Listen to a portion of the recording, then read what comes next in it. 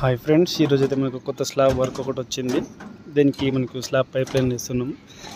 పూర్తి వీడియో కూడా మీకు చూపిస్తాను చూడండి. మీకు వచ్చేసి పార్కింగ్ వస్తుంది ఎల్ షేప్లో, 2 bedrooms, హాల్ అండ్ కిచెన్. దీని పైప్ లైన్ ఎలా వేస్తామనేది మీకు చూపిస్తాను. సో మెటీరియల్స్ అయితే చూసుకోండి, టేప్స్, కట్టర్, అంతేకాకుండా ఫ్యాన్ బాక్సెస్, జంక్షన్ బాక్సెస్, అంతేకాకుండా బెండ్స్. సో అన్ని మెటీరియల్స్ అయితే తెప్పించుకోండి. మెటీరియల్ వచ్చేసి ఇది ఫ్యాన్ బాక్స్ అంటారు, ఇది వచ్చి డీ బాక్స్, ఇది వచ్చి బెండ్, ఇది solvent, extra blade and tape అండి. ముందుకు వచ్చేసిన మనకు కావాల్సిన మెటీరియల్ అయితే ఇది సరిపోతుంది.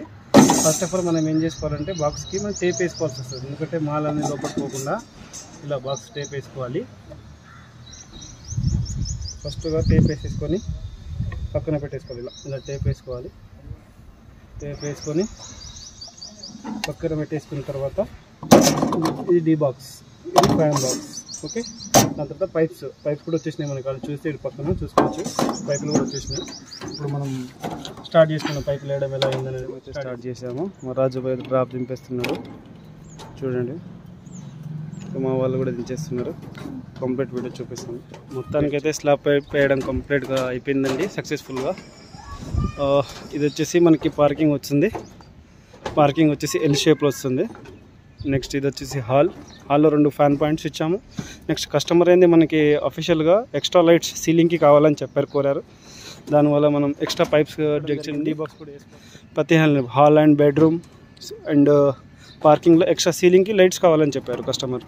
సో దానివల్ల ఏంటంటే మనకు ఎక్స్ట్రా బాక్స్ సీలింగ్లోనే వేసుకోవడం జరిగింది. మనం కనుక చూస్తే ఇది వచ్చేసి హాల్, 2 ఫ్యాన్ పాయింట్స్ వచ్చేసినాయి. ఇది ఒక ఫ్యాన్ పాయింట్, ఇది ఒక ఫ్యాన్ పాయింట్. ఇది వచ్చేసి kitchen and open kitchen. Okay, open kitchen కూడా ఫ్యాన్ పాయింట్స్ ఇచ్చినాం. సీలింగ్లో కూడా 4 పాయింట్స్ ఇవ్వడం జరిగింది. ఇది వచ్చేసి బాత్రూమ్ వస్తుంది. లోరూప్ బాత్రూమ్ వేసుకుంటారంట. సో దానికోసమని లోరూప్ కిందకి వేయించుకున్నారు. ఇది ఓవరాల్గా మొత్తానికైతే అయిపోయింది. స్లాబ్ పైప్ వేయడం అయితే జరిగింది. డ్రాప్స్ దించేసినాం. వాటిలో ప్లేస్లలో మనం మట్టి వేయడం జరిగింది. అలాగే అన్నిటికీ టాకాలు వేసేసాం.